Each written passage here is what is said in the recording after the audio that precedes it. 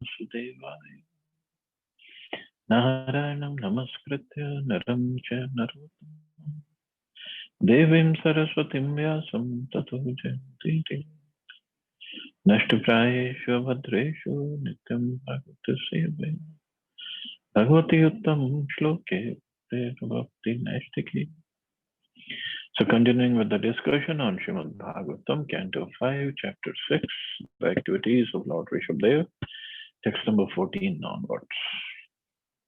So Shukdev Goswami is further speaking to Maharaj Parikshit. Aho nuvancho yashasavadataha praya vrato yatra puman pranaha kritavatara purusha sa adhyash chachara dharm yad karma hetum. Oh, what shall I say of the dynasty of Priyavrat, which is pure and very much celebrated. In that dynasty, the Supreme Person, the original personality of Godhead, descended as an incarnation and executed religious principles that could free one from the results of fruitive activity. There are many dynasties in human society wherein the Supreme Lord descends as an incarnation. Lord Krishna appeared in the Yadu dynasty and Lord Ramchandra appeared in the Ikshvaku or Raghu dynasty. Similarly, Lord Rishabdev appeared in the dynasty of King Priyavrat. All these dynasties are very famous, and of them, the dynasty of Priyavrat is most famous. So he descended in that dynasty and executed religious principles. Ko navasya kashtam paro anugachin manorathenapi abhavasya yogi yo yoga maya sprihati udastha hi asatya yena krita pritanaha. Who is that mystic yogi who can follow the examples of Lord Rishabdev, even with his mind? Lord Rishabdev rejected all kinds of yogic perfection, which other yogis hanker to attain. Who is that yogi who can compare to Lord Rishabdev? Generally, yogis desire the yogic perfection of animam, lagimam, mahima, prakamya, prapti, ishitva, vashitva, and kama vashaita. Lord Rishabdev, however, never aspired for all these material things. Such siddhis, perfections, are presented by the illusory energy of the Lord. The real purpose of the yoga system is to achieve the favor and shelter of the lotus feet of the Supreme Personality of Godhead. But this purpose is covered by the illusory energy of Yoga Maya. So-called yogis are therefore allured by the superficial material perfections of anima, lagima, prapti, and so forth. Consequently, ordinary yogis cannot compare to Lord Rishabdev, the Supreme Personality of Godhead. So Lord Rishabdev, by his example, he showed to all the upcoming yogis or the aspiring yogis that the purpose of performing this yoga or Hatha yoga is not to just get stuck with these yogic perfections of anima, lagima, mahima, so on. These are all material. There's nothing spiritual about it. They're just very wonderful perfections, and one can have too much power or too much prestige or position or lots of fame if he shows these yogic perfections to ordinary people. But still, they are nothing when it comes to service of Krishna. So a yogi, a real yogi, he does not aspire for all. He just wants to serve. That's what Prabhupada said. The real purpose of yoga is to achieve the favor and shelter of the lotus feet of the Supreme Personality of Godhead. But these yogic perfections are so great that yogis sometimes, or many times, they can get distracted. And then they get just happy with the perfections, these material perfections, and then they just lose their tapo bal. Shukdev Goswami continued, Lord Rishabdev is a master of all Vedic knowledge, human beings, demigods, cows, and Brahmins. I have already explained his pure transcendental activities, which will vanquish the sinful activities of all living entities. This narration of Lord Rishabdev's pastimes is a reservoir of all auspicious things. Whoever attentively hears or speaks of them. So again, Shruti Phal is there to listening to all these pastimes properly. Whoever attentively hears or speaks of them, following in the footsteps of the Acharyas, will certainly attain unalloyed devotional service at the lotus feet of Lord Vasudeva, the Supreme Personality of Godhead. See, it's a wonderful Shruti Phal we get. The teachings of Lord Rishabdeva are for people of all yugas, Satyuga, Treta, Dwapar, and especially Kali Yuga. These instructions are so powerful that even in this age of Kali, one can attain perfection simply by explaining the instructions, following in the footsteps of the Acharyas, or listening to the instructions with great attention. If one does so, one can attain the platform of pure devotional service to Lord Vasudeva. The pastimes of the Supreme Personality of Godhead and his devotees are recorded in Srimad Bhagavatam, so that those who recite these pastimes and listen to them will become purified. Nityam Bhagavata Sevaya. So we have to listen to these pastimes daily, or if we can, 24 hours, but that's not possible, then daily, every day. As a matter of principle, devotees should read, speak, and hear Srimad Bhagavatam persistently, 24 hours daily, if possible. That is a recommendation of Sri Chaitanya Mahaprabhu. Kirtanya Sada Hari. One should either chant the Hare Krishna Mahamantra or read Srimad Bhagavatam and thereby try to understand the characteristics and instructions of the Supreme Lord, who appeared as Lord Rishabdeva, Lord Kapila, and Lord Krishna. In this way, one can become fully aware of the transcendental nature of the Supreme Personality of Godhead.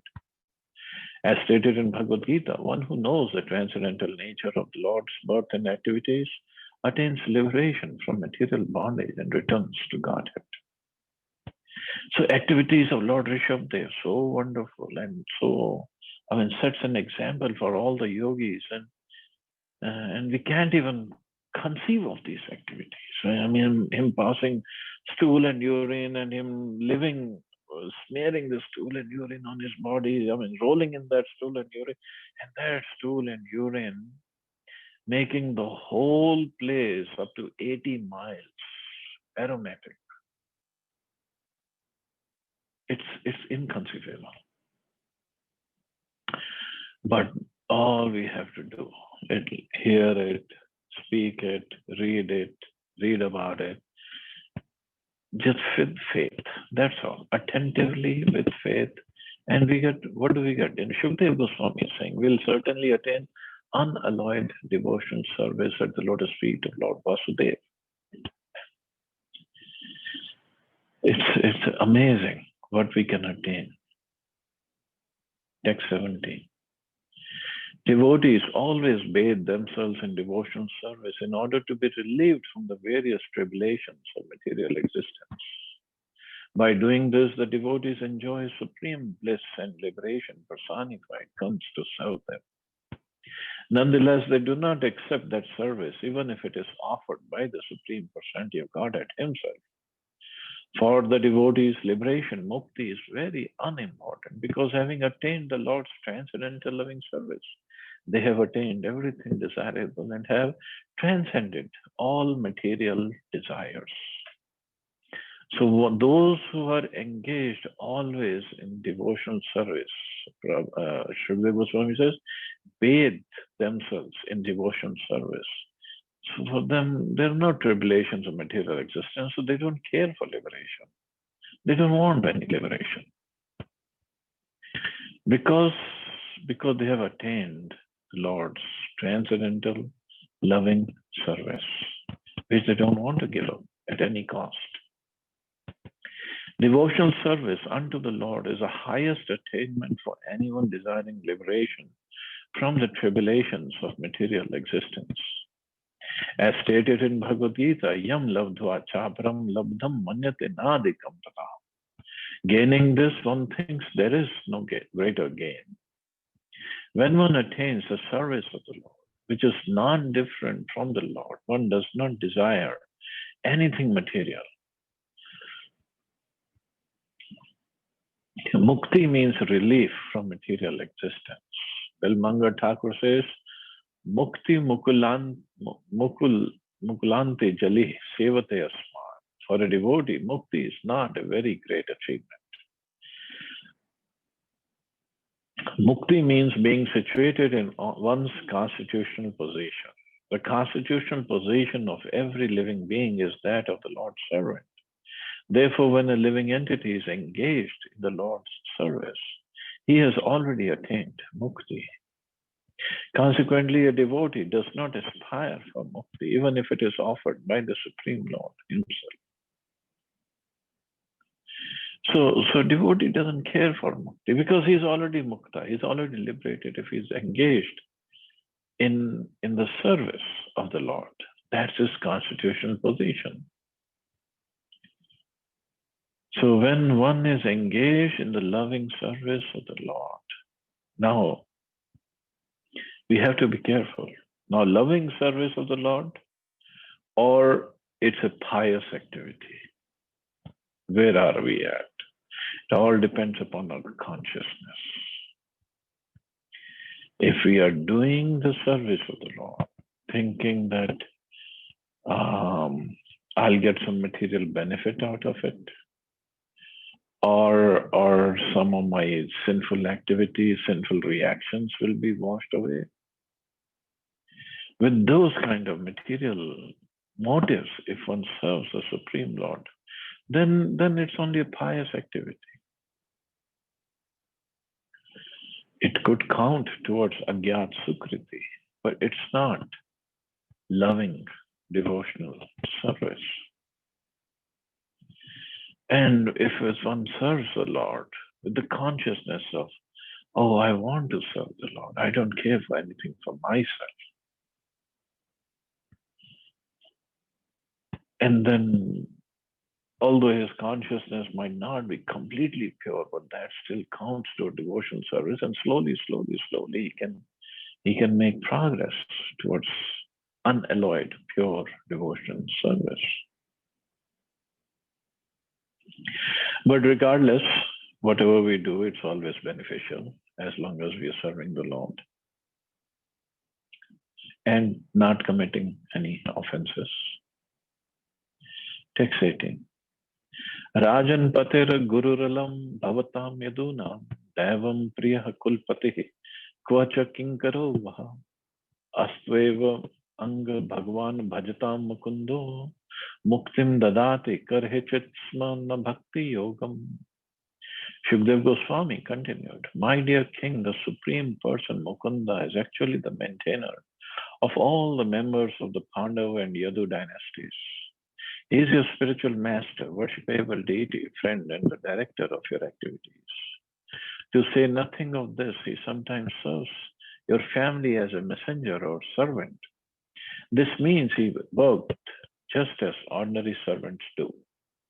Those engaged in getting the Lord's favor attain liberation from the Lord very easily, but he does not very easily give the opportunity to render direct service unto him.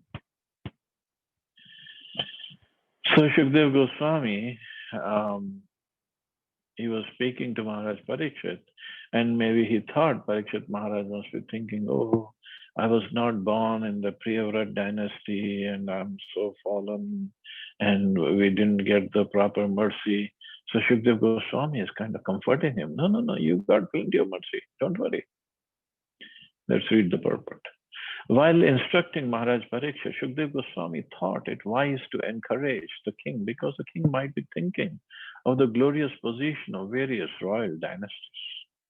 Especially glorious is the dynasty of Priyavrat, in which the Supreme Lord Rishabdev incarnated. Similarly, the family of Uttanpad Maharaj, the father of Maharaj Dhruv, is also glorious due to King Prithus taking birth in it. The dynasty of Maharaj Raghu is glorified because Lord Ramchandra appeared in that family. As far as the Yadu and Kuru dynasties are concerned, they existed simultaneously, but of the two, the Yadu dynasty was more glorious due to the appearance of Lord Krishna. Maharaj Parikshit might have been thinking that the Kuru dynasty was not as fortunate as the others because the Supreme Lord did not appear in that family, neither as Krishna, Lord Ramchandra, Lord Rishabdev, or Maharaj Prithu. Therefore, Parikshit Maharaj was encouraged by Shukdev Goswami in this particular verse. The Kuru dynasty may be considered more glorious due to the presence of devotees like the five Pandavas, who rendered unalloyed devotional service. Although Lord Krishna did not appear in the Kuru dynasty, he was so obligated to the Pandavas' devotional service that he acted as a maintainer of the family and spiritual master of the Pandavas. Although he took birth in the Yadu dynasty, Lord Krishna was more affectionate to the Pandavas. By his actions, Lord Krishna proved that he was more inclined to the Kuru dynasty than the Yadu dynasty. Indeed, Lord Krishna, indebted to the Pandavas' devotional service, sometimes acted as a messenger and he guided them through many dangerous situations. Not just as a messenger, he acted as a servant of Arjun when he took up the position of a charioteer in the battlefield of Mahabharata. And not just charioteer, him and Arjun were like buddies, complete buddies. And they would eat together, they would sleep together, they would travel together, they would laugh together. They did it, and Parikshit Maharaj should be happy. Arjun was his grandfather. And he got so much of association and mercy of Krishna. Therefore, Maharaj Parikshit should not have been saddened because Lord Krishna did not appear in his family. The Supreme Personality of Godhead is always inclined toward his pure devotees. And by his action, it is clear that liberation is not very important for the devotees. Lord Krishna easily gives one liberation, but he does not so easily give one the facility to become a devotee. Muktim dadati karhichit smana bhakti yogam. Directly or indirectly, it is proved that the bhakti yoga is the basis for the supreme relationship with the Supreme Lord. It is far superior to liberation. For a pure devotee of the Lord, mukti is automatically attained. So Shukdev Goswami is kind of encouraging Parikshit Maharaj and taking away all his, maybe he was becoming sad.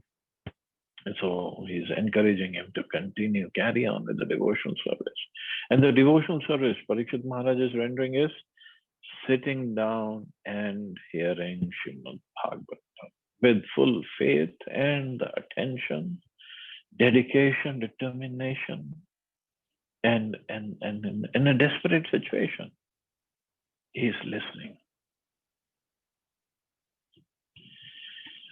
Nityanubhut nij labh nivrit trishna shreyas yatadrachnaya chirasupta buddhe lokasya yah karanayabhyatma lokam akyan namo bhagavate rishabhaya tasmai. The Supreme Personality of Godhead, Lord Rishabdev, was fully aware of his true identity. Therefore, he was self-sufficient and he did not desire external gratification. There was no need for him to aspire for success, since he was complete in himself. Those who unnecessarily engage in worldly conceptions and create an atmosphere of materialism are always ignorant of their self-interest. Out of his causeless mercy, Lord Rishabdev taught the self's real identity and the goal of life. We therefore offer our respectful obeisances unto the Lord who appeared as Lord Rishabdev. This is the summary of this chapter in which the activities of Lord Rishabdev are described. Being the Supreme Personality of Godhead Himself, Lord Rishabhdev is complete in Himself. We living entities and as parts and parcels of the Supreme Lord should follow the instructions of Lord Rishabhdev and become self-sufficient. We should not create unnecessary demands due to the bodily conception. When one is self-realized, he is sufficiently satisfied due to being situated in his original spiritual position. As confirmed in Bhagavad Gita, Brahma Bhuta Prasanna. This is the goal of all living entities. Even though one may be situated within this material world, he can become fully satisfied and devoid of hankering and lamentation simply by following the instructions of the Lord as set forth in Bhagavad Gita or Srimad Bhagavatam. Satisfaction through self-realization is called the Sarupananda. The conditioned soul, eternally sleeping in darkness, does not understand his self-interest. He simply tries to become happy by making material adjustments. But this is impossible. It is therefore said in Srimad Bhagavatam, Nate vidu sartha gatim hi Vishnu. Due to gross ignorance, the conditioned soul does not know that his real self-interest is to take shelter at the lotus feet of Lord Krishna. To try to become happy by adjusting the material atmosphere is a useless endeavor. Indeed, it is impossible. By his personal behavior and instructions, Lord Rishabhdev enlightened the conditioned soul and showed him how to become self-sufficient in his spiritual identity. So Lord Rishabhdev showed how he is self-sufficient. And actually, every living entity is self-sufficient. We are part and parcel of Krishna. So whatever we need, it's there. But because we think we are this body and we try to satisfy all the senses to the utmost degree, which we cannot fully satisfy anyway, so we live a very miserable life, actually. So we living entities and as part and parcels of the Supreme Lord should follow the instructions of Lord Rishabhdev and become self-sufficient. Self-sufficient in the sense, we're looking for happiness, bliss outside. It is all inside. That's all.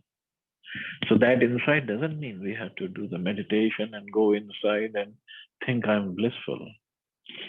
Of course, those people who do this meditation process, they do make certain advancement and they do achieve something, whatever they achieve. But our process is to engage in the service of the Lord, not to engage in the service of the senses. That's all. So this is a purpose. The conditioned soul does not know that his self-interest is to take shelter of the lotus feet of the Lord, of Lord Vishnu. And if we do that, then we don't need anything else to make us happy. No adjusting the material atmosphere. Don't need it. So whatever it is, whatever Krishna has arranged, that is fine as long as we are serving the Lord. So thus ends the 6th chapter of 5th canto.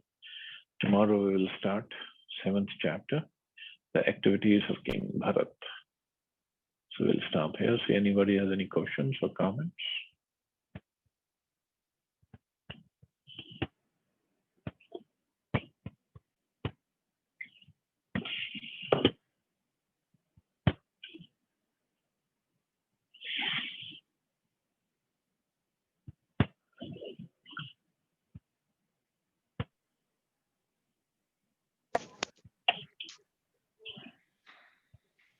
Hare Krishna Prabhuji, Hare Krishna Prabhupada. amazing Shruti Fal Prabhuji.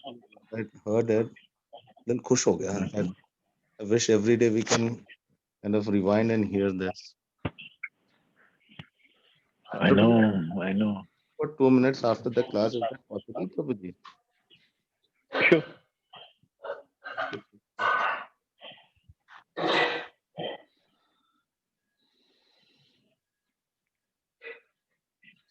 Any other question or comment?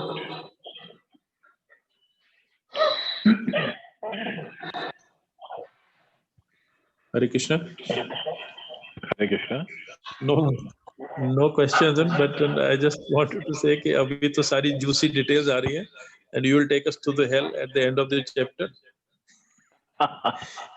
At the end of this canto, yeah. Fifth canto, towards the end of At the end of the canto, you will take us to the hell, and then bring us back into the life and in the sixth canto through the story of Ajamila. Yeah, yes, So we should be that's how it prepared for goes. that hell. Right now, enjoy Bharat Maharaj's story.